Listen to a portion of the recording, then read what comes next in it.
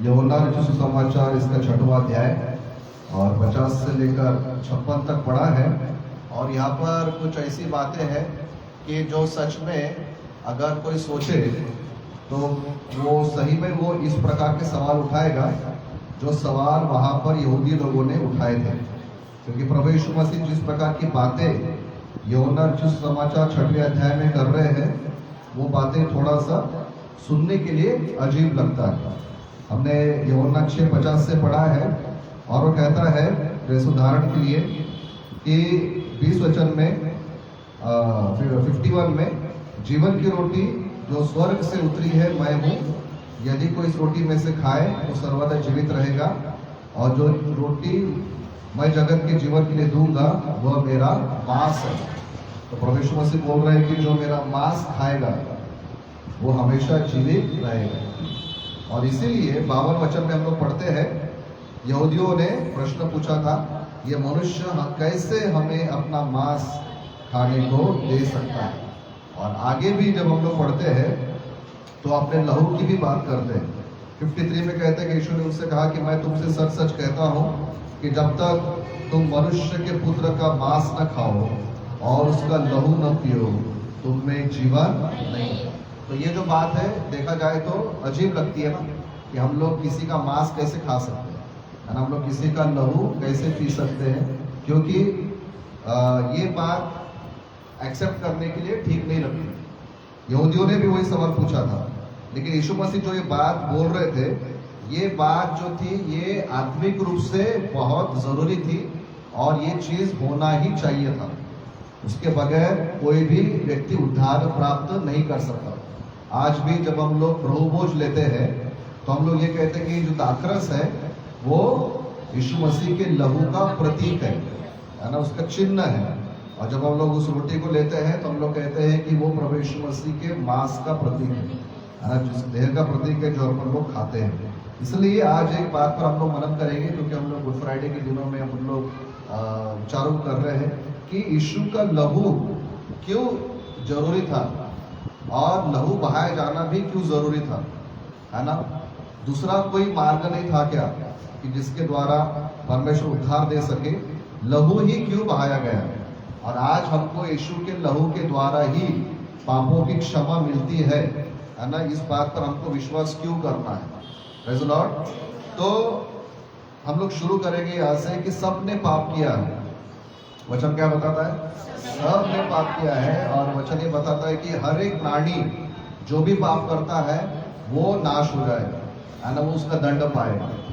तो अगर हम लोग एक वचन पढ़ेंगे, उसमें जाने से पहले लेवी व्यवस्था की किताब इसका 17 अध्याय है ना, लेवी व्यवस्था की किताब और इसका 17 अध्याय जो इसके बारे में हमेशा हम लोग पढ़ा जाता है कि लहू का जो इम्पोर्टेंस है, लहू का जो क्या कहेंगे महत्व है वो अपने को मिलता है। लेवी व्यवस्था पुराने नियम से और इसका 17 अध्याय का 11 वचन मिल गया सबको? माइक माइक माइक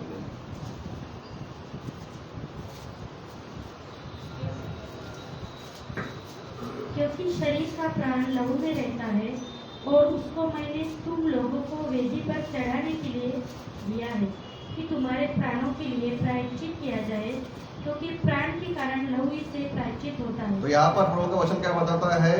क्योंकि शरीर का प्राण किस में रहता है? लहू में, है ना। इंसान का जो लहू है उसमें उसका क्या रहता है? प्राण रहता है। और नीचे में लिखा है उसी वचन में कि क्योंकि प्राण के कारण लहू ही से प्रायश्चित होता है। प्राण के वजह से हमारे अंदर में क्या है? प्राण है। और लहू में क्या है?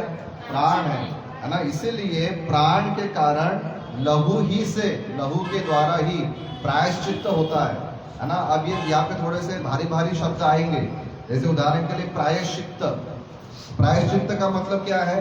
प्रायश्चित का मतलब ये है कि किसी के बदले में कीमत चुकाना, है ना, किसी के बदले में कीमत चुकाना। जैसे उदाहरण के लिए अगर किसी व्यक्ति को पुलिस ने किसी जुर्म में पकड़ लिया तो अपन लोग क्या बोलते हैं? हम लोग उनकी जमानत देते हैं, है ना, हम लोग उतना पैसा भरते ताकि उसको बाहर लाया जा सके। तो वो क्या हो गई? उसका प्रायश्चित हो गया एक प्रकार से। बाइबल के शब्दों में वो क्या हो गया? प्रायश्चित। मतलब उसके गुनाह के अनुसार या उसके गुनाह से उसको छुटकारा देने के लिए उसके लिए क्या चुकाई गई है? कीमत चुकाई गई है। तो हमारा प्राण भी पापी है, सबने पाप किया है, और प्राण को अगर छुटकारा देना है तो इसकी भी एक कीमत चुकाई जानी चाहिए। हालेलुया। कोई भी गुनाह की कीमत चुकाई जाती है अगर उसको बाहर निकालना है। उसी प्रकार से हमारा भी प्राण जो है वो पाप के कारण दोषी हो गया है, अशुद्ध हो गया है, परमेश्वर के साथ हमारा जो संबंध है वो टूट चुका है। तो प्राण को बचाने के लिए वचन में ऐसा लिखा है कि प्राण के कारण लहू ही से प्रायश्चित्त होता है। मतलब अगर प्राण को बचाने की अगर कोई कीमत चुकानी है वो है लहू। हमें प्राण को अगर बचाना है तो उसको चुकाने के लिए कोई और वस्तु अपन लोग दे नहीं सकते, क्योंकि हम लोग जानते हैं मरकुस रचित सुसमाचार में और 8 अध्याय जो है जहाँ पर प्रभु यीशु मसीह ने ये फेमस वचन बोला है, हम लोग इस बात को जानते हैं। मरकुस रचित सुसमाचार और इसका 8 अध्याय और 37 को अगर हम लोग पढ़ते हैं या 36 को, तो ऐसा लिखा है, यदि मनुष्य सारे जगत को प्राप्त करे और अपने प्राण की हानि उठाए तो उसे क्या लाभ होगा? फिर वो कहता है मनुष्य अपने प्राण के बदले में क्या देगा? हालेलुया। हम सब बोलेंगे मनुष्य अपने प्राण के बदले क्या देगा? मतलब प्रभु यीशु मसीह बोल रहे हैं कि तुम अगर अपने प्राण को बचाना चाहते हो तो तुम कौन सी वस्तु दोगे? ऊपर के वचन में बोलता है कि यदि मनुष्य सारे जगत को प्राप्त कर ले, मतलब सारे जगत की प्रॉपर्टी तुम्हारी हो जाए, सारे जगत का धन तुम्हारा हो जाए, सारे जगत की बुद्धि तुम्हारी हो जाए, सारे जगत की खूबसूरती तुम्हारी हो जाए, सब कुछ तुम्हारे पास है, आज तुम दुनिया के पूरे विश्व के भी तुम मालिक है, लेकिन वो जो कीमत है, वो जो प्रॉपर्टी है, वो जो पैसा है, वो जो धन संपत्ति है, तुम्हारे प्राण को बचा नहीं सकती। इसलिए वो बोलता है कि तुम अपने प्राण के बदले में पूरी दुनिया भी नहीं दे सकते, तुम अपने प्राण के बदले में पूरा विश्व भी नहीं दे सकते, क्योंकि प्राण की जो कीमत है ये दुनिया नहीं है। प्राण का जो प्रायश्चित्त है वो केवल लहू के द्वारा ही हो सकता है। हालेलुया। हम लोग क्यों लहू की बात कर रहे हैं? क्यों प्रभु यीशु मसीह लहू पीने की बात कर रहा है? क्यों हम लोग यीशु के लहू के गीत गाते हैं? लहू एक ऐसा पदार्थ है कि जिसको देखकर कई बार लोगों को चक्कर आती है ना, जिसको देखकर लोगों को जी मचलाता है, अच्छा नहीं लगता, लेकिन उसी लहू की बात आज हो रही है। और ये जो लहू है, जैसे बाइबल बताती है, हम भी विश्वास करते हैं, बहुत कीमती है, बहुमूल्य है ना। क्यों ऐसा है? लहू को इतना क्यों महत्व दिया गया है? और क्यों हम लोग बोलते हैं कि लहू पीना है हमें प्रभु यीशु मसीह का प्रभु भोज में? वो इसलिए क्योंकि हमारे प्राण के बदले में जो कीमत चुकाई जानी चाहिए थी, जो हमारे प्राण के बदले में जो कीमत चुकाई जा सकती है, वो और कोई वस्तु नहीं है, परंतु वो एक पवित्र लहू ही हो सकता है। हालेलुया। इसीलिए हम लोग क्या करते हैं? प्रभु यीशु मसीह के लहू को याद करते हैं। अन्य से वचन में लिखा है इब्रानी के पत्र 9 अध्याय में कि बिना लहू बहाए पापों की क्षमा नहीं होती। व्यवस्था के अनुसार प्रायः सब वस्तुएं लहू के द्वारा शुद्ध की जाती है, और बिना लहू बहाए, व्यवस्था के अनुसार बिना लहू बहाए पापों की क्षमा नहीं होती। और 10 अध्याय में फिर बाइबल बताती है कि बकरों का और बछड़ों का या बैलों का जो लहू है हमारे पापों को शुद्ध नहीं कर सकता। हालेलुया। मतलब कितने भी जानवर आप चढ़ा दो, कितने ही बकरे चढ़ा दो, कितने ही बैल चढ़ा दो, कितने ही जानों की तुम बलि दे दो, लेकिन उनका लहू इतना पावरफुल नहीं है कि मनुष्य के आत्मा को बचा सके। और इसीलिए हम लोग जानते हैं कि एक पवित्र लहू की जरूरत थी, और वो पवित्र लहू किसका हुआ?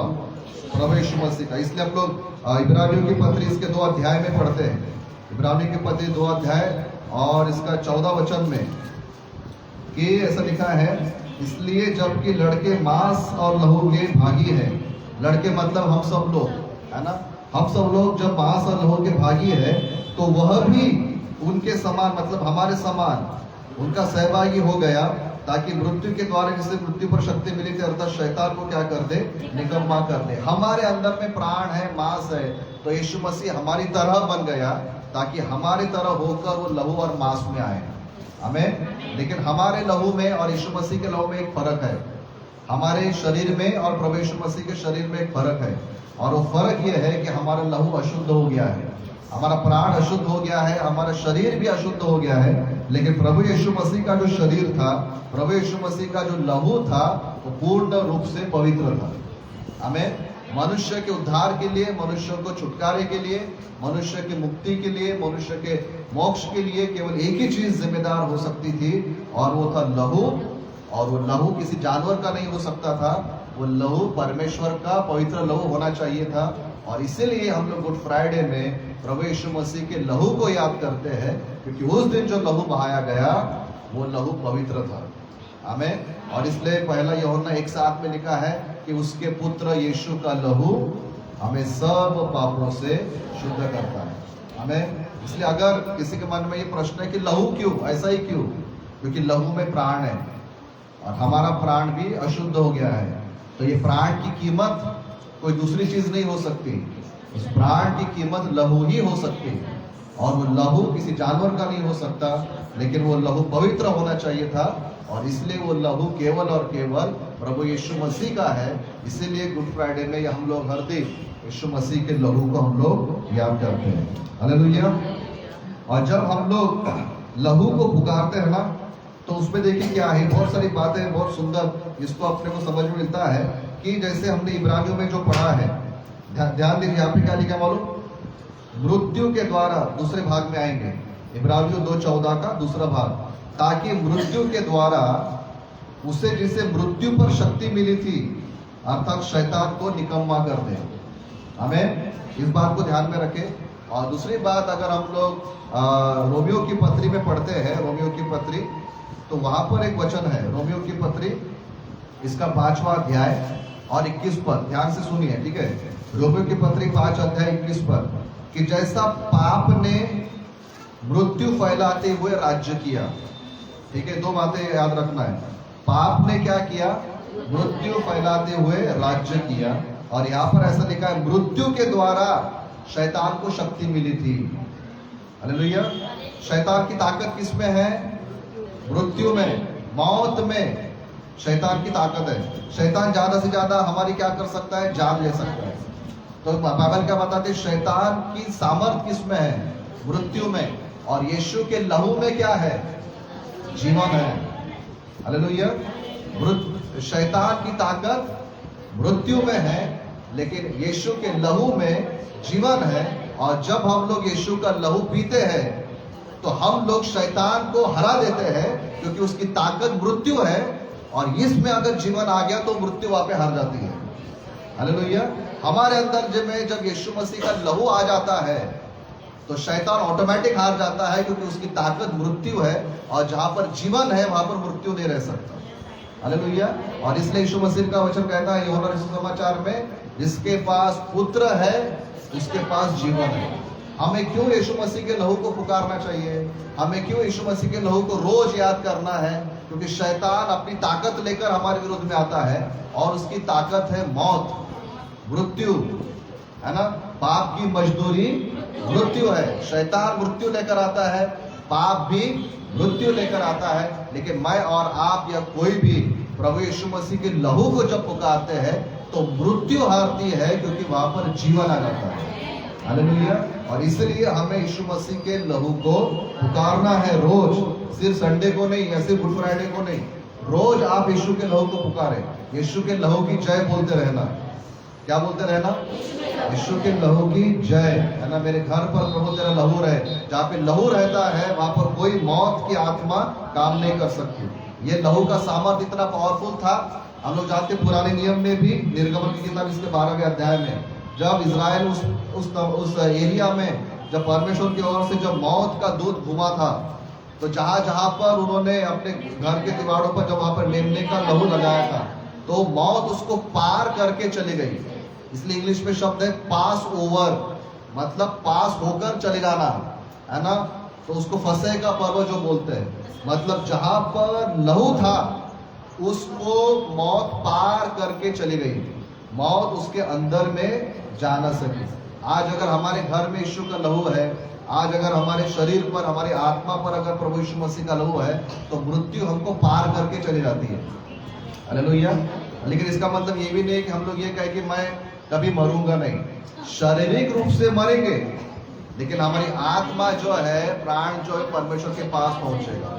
क्योंकि मरना जरूरी है। कब तक शरीर में रहेंगे ना, रोज साबुन बदलना पड़ता है महीने भर के बाद, है ना। ये कब तक करते बैठेंगे? कभी ना कभी तो इसको अपने को छुटकारा चाहिए। और वो छुटकारा इतना सुंदर है प्रभु यीशु मसीह में कि जो व्यक्ति ने यीशु मसीह के लहू को पिया है, जिस व्यक्ति ने यीशु मसीह के लहू को पुकारा है, जो व्यक्ति यीशु के लहू से धुल चुका है, वो शरीर पार कर देगा, लेकिन इस पार होकर से जो अपनी आत्मा निकलेगी वो शुद्ध आत्मा रहेगी, और वो आत्मा परमेश्वर के पास में पहुंचती है। और इसीलिए शैतान की ताकत वही खत्म हो जाती है जब एक व्यक्ति यीशु मसीह के लहू को पुकारता है ना। और हमने भी देखा है जब प्रार्थनाएं होती है ना, जब किसी व्यक्ति में दुष्ट आत्मा है या किसी को की समस्या है, अगर उसको लहू अगर अपन लोग विश्वास के साथ पानी बनाकर पिलाते हैं तो उस पर वो असर अपने को दिखाई देता है। हालेलुया, क्योंकि यीशु का लहू आज भी पावरफुल है ना। तो पहली बात यह है कि लहू इसलिए बहुत इंपॉर्टेंट है, और लहू को कोई भी मृत्यु पार नहीं कर सकती। आमीन। और इसीलिए जो हमने जब यूहन्ना सुसमाचार में पढ़ा है कि जो कोई मेरा लहू पिएगा, है ना, और जो कोई मेरा मांस खाएगा उसको जीवन मिलेगा। हम लोग फिर से एक बार निकालेंगे यूहन्ना सुसमाचार और इसका 6वां अध्याय जो हमने पढ़ा है। तो जैसे 53 वचन में यीशु मसीह ने कहा कि मैं तुमसे सच सच कहता हूं, यूहन्ना 6:53 में, कि जब तक तुम मनुष्य के पुत्र का मांस न खाओ और उसका लहू न पियो, तुम में जीवन नहीं है ना। जो मेरा मांस खाता और मेरा लहू पीता है, अनंत जीवन उसी का है, और मैं उसे अंतिम दिन फिर जिला उठूंगा। जिसने मेरा मांस खाया, जिसने मेरा लहू पिया, अनंत जीवन उसको मिल चुका है। मैं आपको एक बात बताऊं, जिन लोगों ने प्रोबोज लिया है, बपतिस्मा लिया, प्रोबोज लिया है, आपका अनंत जीवन मृत्यु के बाद नहीं शुरू होगा, है ना। मेरा अनंत जीवन जो है हमारी मृत्यु के बाद नहीं चालू होगा। हमारा अनंत जीवन अभी स्टार्ट हो चुका है। हम लोगों ने अनंत जीवन में प्रवेश कर लिया है ना। हमको मुक्ति, मोक्ष, जो भी बोलो, तारण, सैल्वेशन, जो भी बोलो, वो अपने को प्राप्त हो चुका है। हमने परमेश्वर के राज्य में प्रवेश कर लिया है।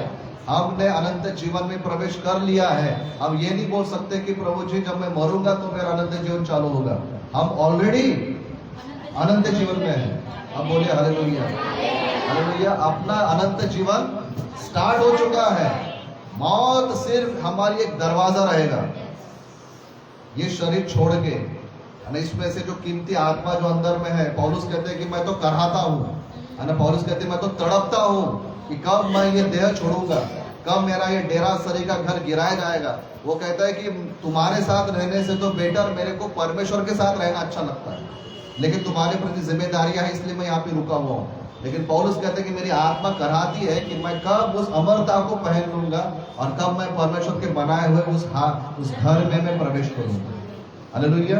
मतलब ये कि हमारी आत्मा ऑलरेडी अनंत जीवन में प्रवेश कर चुकी है, और अपने आप को हमने स्वर्गीय स्थान का रहिवासी देखना है। वैसे इफिसियों की पत्री में भी बताता है कि अब हमारा जो सिटीजनशिप है, क्या बोलते हैं उसको, नागरिकत्व, है ना। अपन कौन से देश के नागरिक है ना। शारीरिक रूप से तो अपन अपने देश के नागरिक है, लेकिन आत्मिक रूप से हम परमेश्वर के राज्य के नागरिक हैं। हालेलुया। हमारा घराना जो है वो परमेश्वर का घराना है। पिता स्वर्गीय पिता, परमेश्वर हमारा स्वर्गीय पिता है, और इसलिए कहता है कि तुम में अभी अनंत जीवन है ना।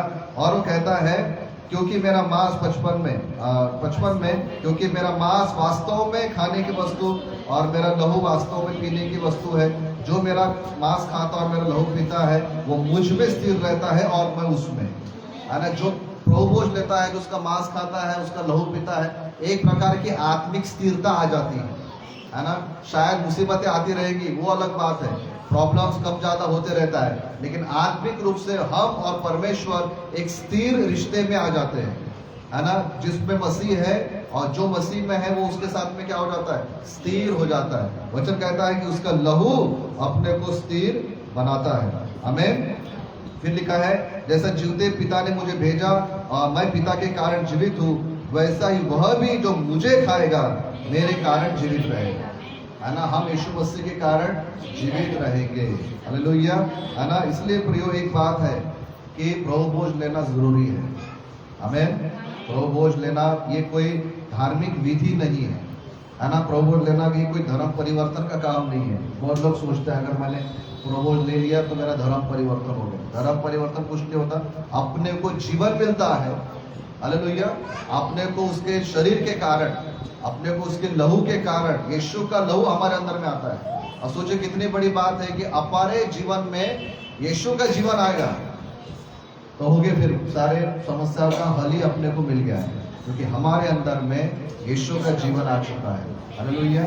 और इसलिए जो भी लोग आज बपतिस्मा से दूर है, आप लोग प्रार्थना करो, हम नहीं बोलेंगे, आप प्रार्थना करो।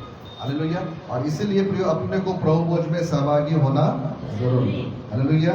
और इसीलिए बाइबल एक चीज का अपने को चेतावनी भी देती है ना।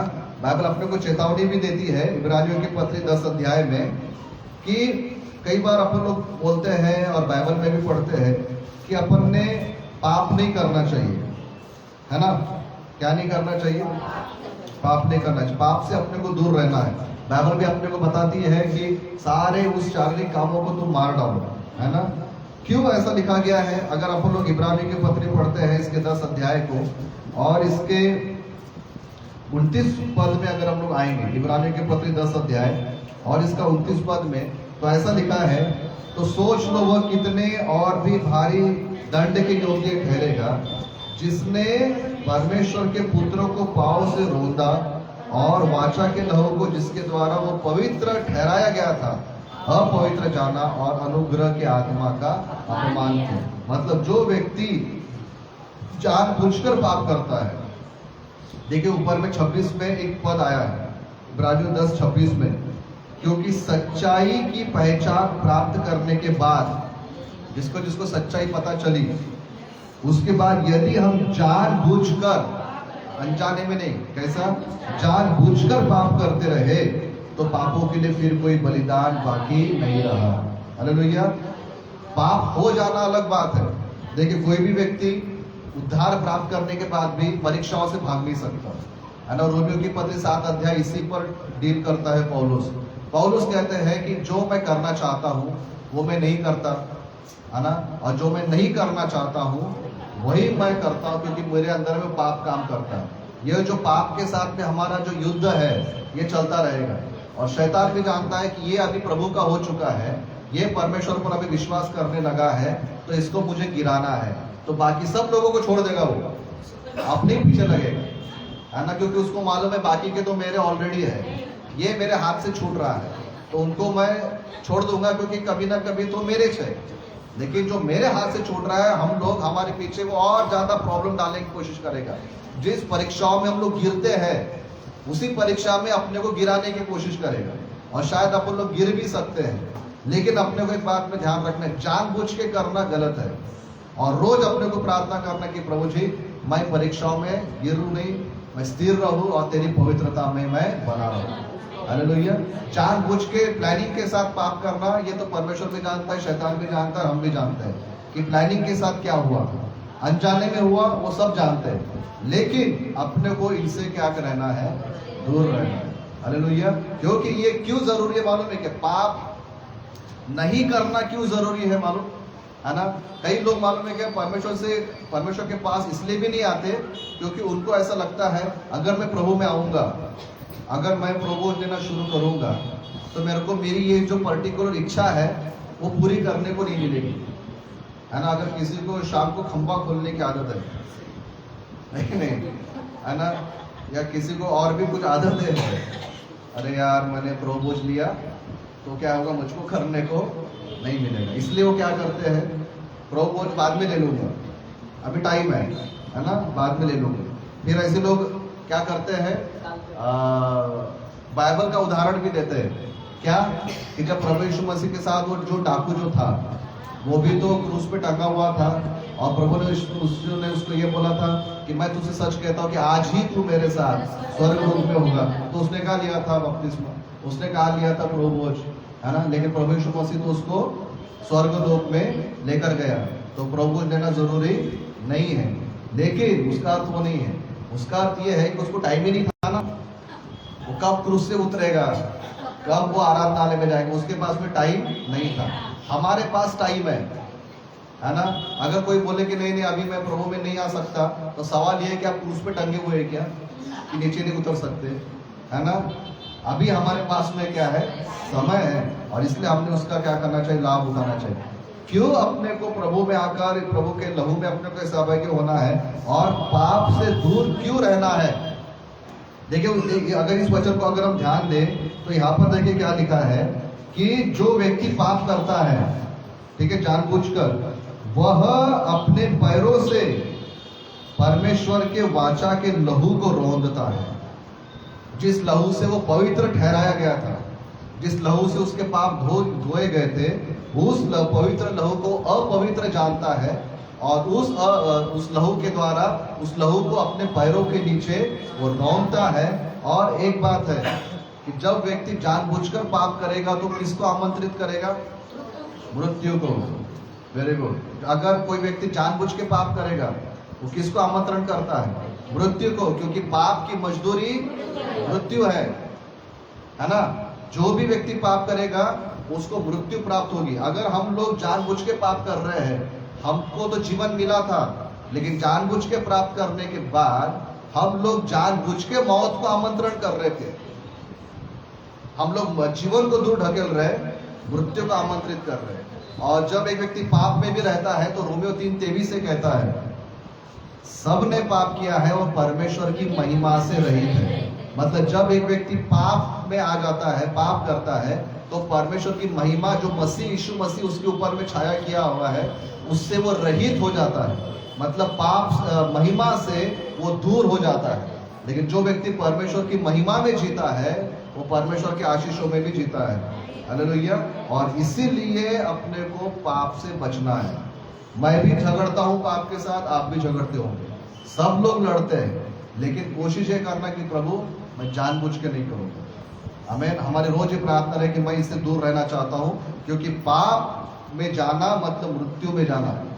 पाप को आमंत्रित करना मतलब मृत्यु को आमंत्रित करना, लेकिन यीशु के लहू को लेना मतलब जीवन को लेना।